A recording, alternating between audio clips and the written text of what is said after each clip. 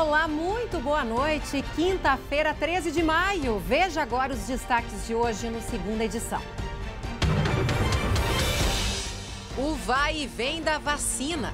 Afinal, pode ou não pode imunizar professores? Veja quais cidades estão aplicando a primeira dose nos educadores. Faltou oxigênio. Segundo a polícia, falha no sistema foi a causa da morte de 6 pessoas no hospital de Campo Bom no mês de março. Já os detalhes da investigação. Um ano sem Rafael. Veja os bastidores da série especial do SBT sobre o assassinato do menino de 11 anos pela própria mãe. Um caso que chocou o país. E vai ter cobertura especial. Sejam bem-vindos, o SBT Rio Grande segunda edição está no ar.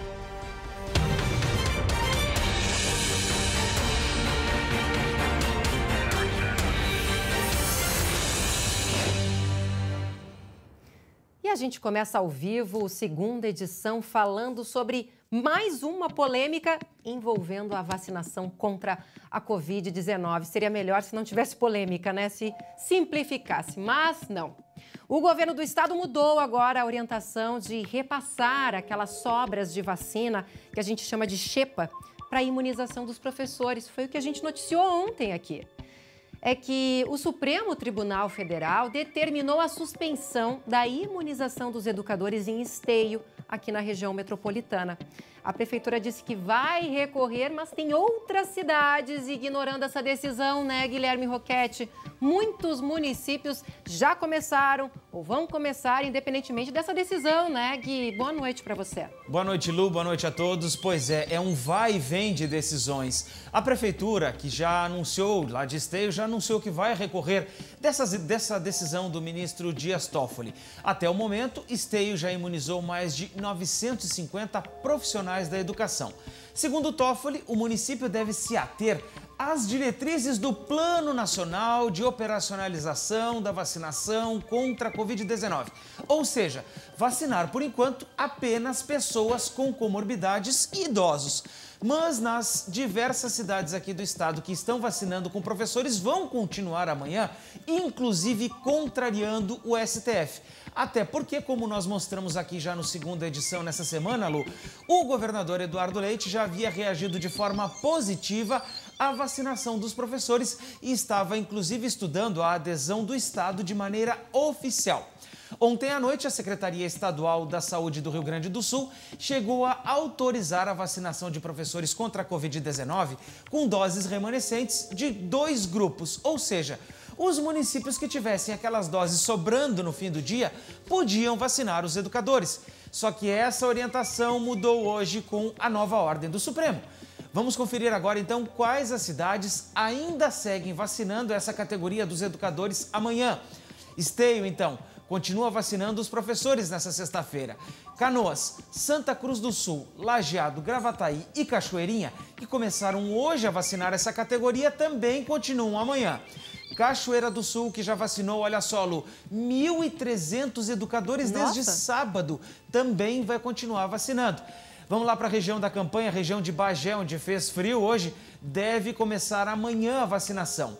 O município de São Leopoldo começa no sábado a imunizar professores e vai até mesmo fazer um mutirão nesse final de semana, focado em dar a primeira dose nos profissionais da educação infantil.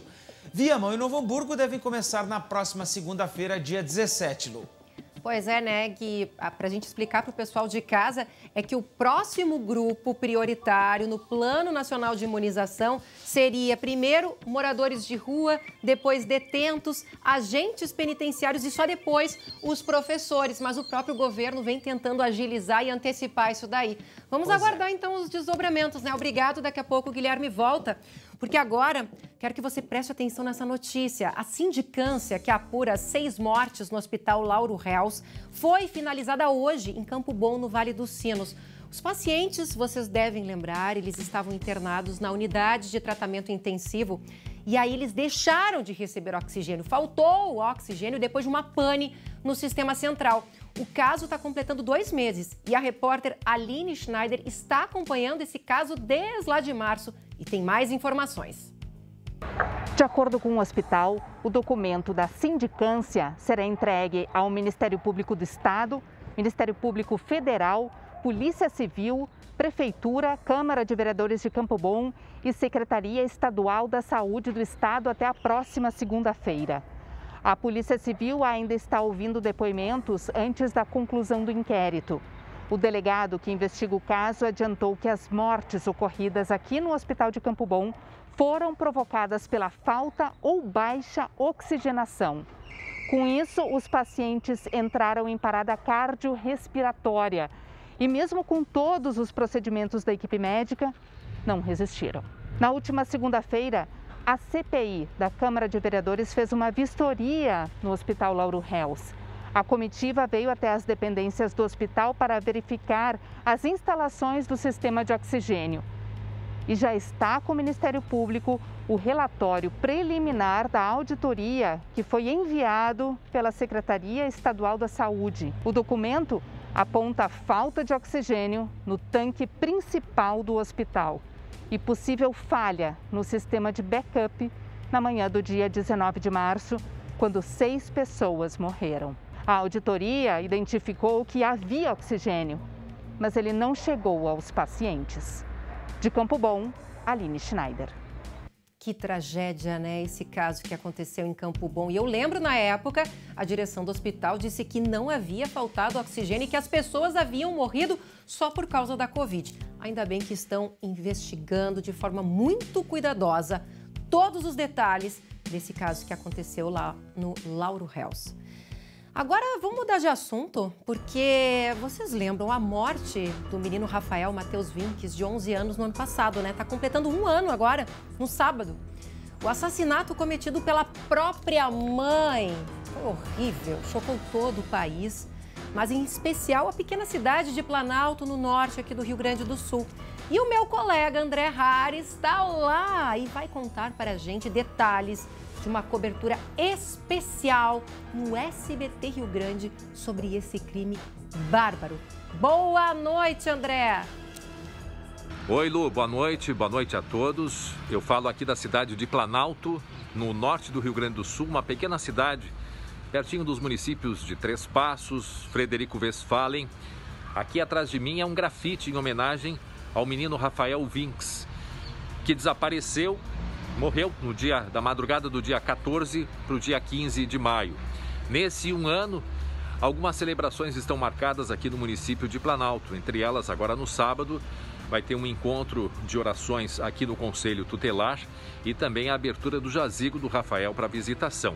Aliás, foi aqui no Conselho Tutelar onde a mãe do menino Rafael, a Alexandra, veio comunicar o desaparecimento dele. Isto, como eu disse, de 14 para 15 de maio. 10 dias depois, no dia 25, a polícia apresenta a própria mãe do Rafael, a Alexandra, como a mulher que matou o filho, matou o menino Rafael. Esse processo todo ainda está na justiça, o julgamento deve acontecer até o final do ano aqui na cidade de Planalto. Hoje eu conversei com a mãe da Alexandra, ela ainda está muito abalada, diz que foi o Dia das Mães mais triste que ela teve da vida dela e que sente muita falta do Rafael, com quem tinha uma convivência muito próxima diariamente. Eu conversei também com o Andrei. O Andrei era o melhor amigo do Rafael. E eu trouxe para ele uma homenagem e um presente para ele. Uma homenagem e um presente de um ídolo. E amanhã no SBT Rio Grande a gente vai contar então e mostrar estas imagens. E aqui também em Planalto eu estive no quarto do Rafael, tive autorização do atual morador. Todos esses detalhes, informações e atualização você vai acompanhar aqui no SBT. É isso, Lu. Boa noite a todos. Boa noite, André. Pois é, vai ser imperdível, né? André Harry vai estar contando aí com toda essa sua sensibilidade, todas as informações 1 ano depois desse assassinato absurdo lá em Planalto. Reportagem especial no SBT Rio Grande às 11h40 da manhã e também aqui no segunda edição a partir das 7h20 da noite. E olha só, uma câmera de segurança registrou o estupro, gente, de uma passageira de um carro de aplicativo. O motorista já é suspeito de cometer pelo menos outros 4 abusos. Olha só. A imagem mostra quando o carro preto para do lado direito da rua por volta das 5h30 da manhã do dia 27 de fevereiro. O motorista desce junto com a mulher. Segundo a polícia, ele obriga a vítima a ir até um lugar escuro e comete o abuso. O homem de 30 anos foi preso por estupro. A polícia divulgou novas imagens de câmeras de segurança da fuga do assaltante que matou um homem dentro de uma tabacaria em Porto Alegre. O latrocínio aconteceu nesta quarta-feira no bairro Azenha. O criminoso continua foragido. Nestas imagens, o mesmo homem aparece cometendo outro assalto em um estabelecimento da região. Também na capital, 3 crianças morreram no início da manhã de hoje em um incêndio que destruiu a casa delas. Os bebês tinham entre 1 mês de vida e 3 anos de idade. Os pais foram encaminhados ao hospital em estado grave. A Polícia Civil de Gravataí desarticulou um esquema de tráfico de drogas que abastecia toda a região metropolitana. 2 imóveis serviam como depósito de maconha e crack. 181 quilos de drogas foram apreendidos. Um assalto foi flagrado por câmeras de segurança em Alvorada, na região metropolitana. Os 2 criminosos desceram de um Fiesta branco e foram em direção à vítima. Um deles sacou uma arma e rendeu o jovem. O caso aconteceu na noite de terça-feira, mas nenhuma ocorrência foi registrada na polícia.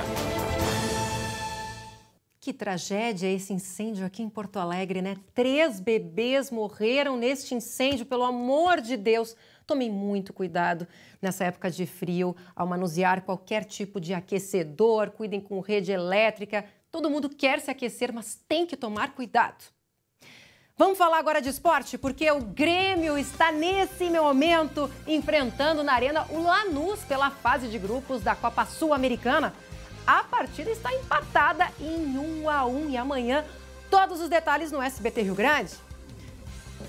Agora, ontem a gente bem que avisou vocês, né, que ia fazer muito frio e fez, tá fazendo. Lá em São José dos Ausentes, a mínima ficou em 8 décimos negativos e olha só a geada que se formou nos campos. Linda paisagem, né? Em Soledade, olha só, a temperatura mínima foi a mais baixa do estado, 3,2 graus abaixo de zero. Amanhã o frio continua? Continua na Serra, temperaturas negativas, deve ter geada.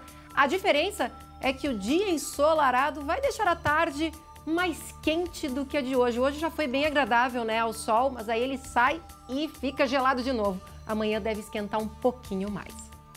A gente segue falando sobre o clima, só que agora um sinal de alerta que vem do meio ambiente, do oceano, o superaquecimento global, porque pesquisadores da FURG, que é a Universidade Federal de Rio Grande, no sul do estado, eles registraram pela primeira vez a ocorrência de gelo marinho aqui na América do Sul.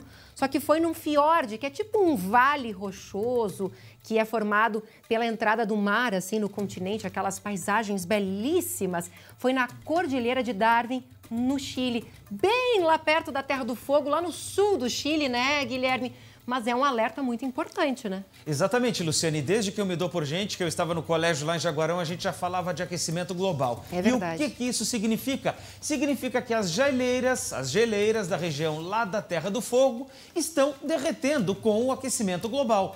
A água que se forma vai parar no mar entre as montanhas. Só que como esse gelo é água doce, ela fica na parte de cima da água salgada e congela em temperaturas, Lu, um pouco mais altas do que a própria água salgada do mar. O gelo marinho nunca tinha sido registrado tão ao norte da Antártida, segundo o estudo.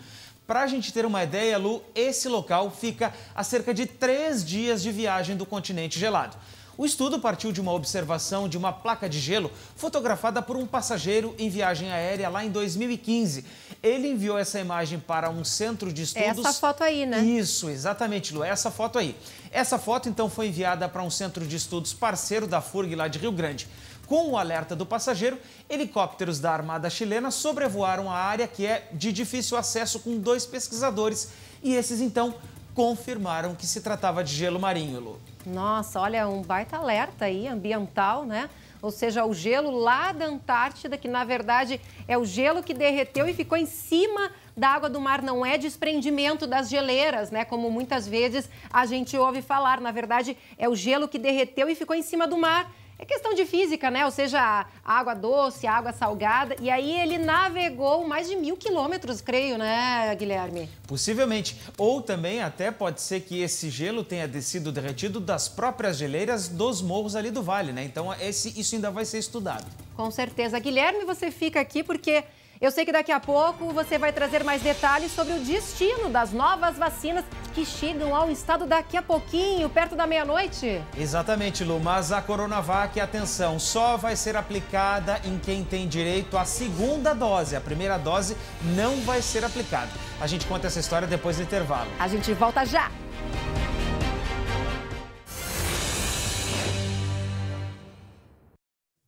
Você tem cuidado das suas mãos? No outono, elas sofrem com a temperatura e acabam por ficar desprotegidas. Mas eu tenho uma dica para você. O sérum para mãos Ternura da Primavera Revitarte Sensações da Farmácias Associadas. Olha, ele tem um perfume de flores suave e um concentrado nobre de silicones que formam um filme na pele, deixando as nossas mãos com um toque aveludado e muito macio.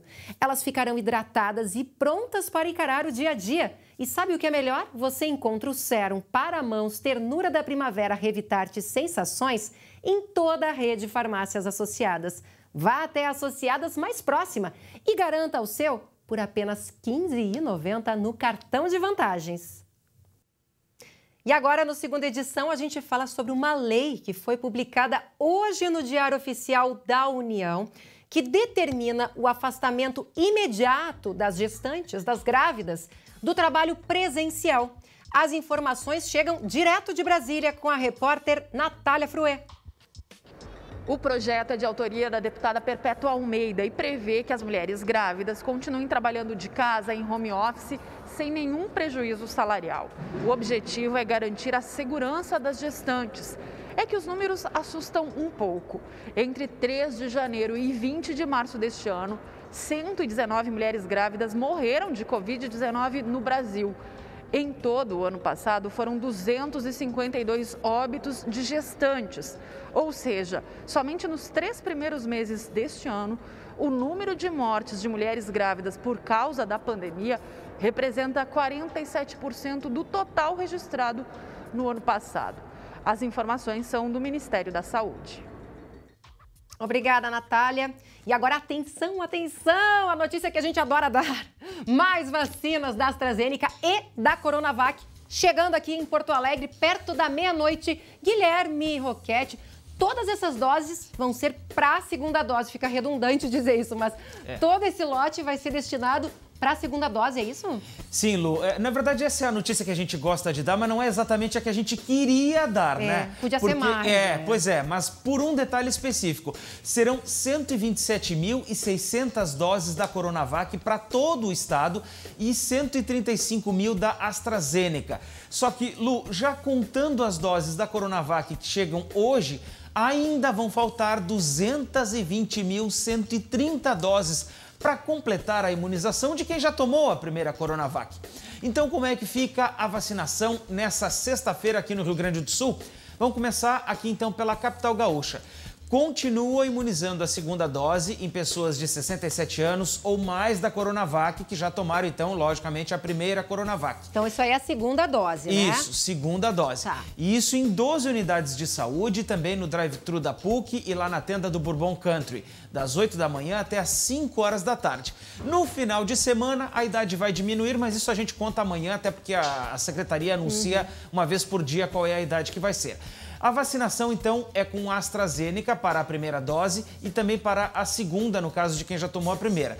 Já as pessoas com comorbidades, aí vem a notícia, baixou a faixa etária para 33 anos ou mais. Vamos para Canoas agora, aqui do nosso lado. Canoas começa, então, a vacinar as pessoas de 40 anos ou mais com comorbidades nas 27 unidades básicas de saúde, das 8 da manhã até o meio-dia. Agora, daqui da região metropolitana, Lu, vamos lá para a fronteira oeste, lá em Uruguaiana. Começou hoje, então, a vacinação de jovens de 18 anos ou mais com comorbidades. Só hoje já foram 643 pessoas.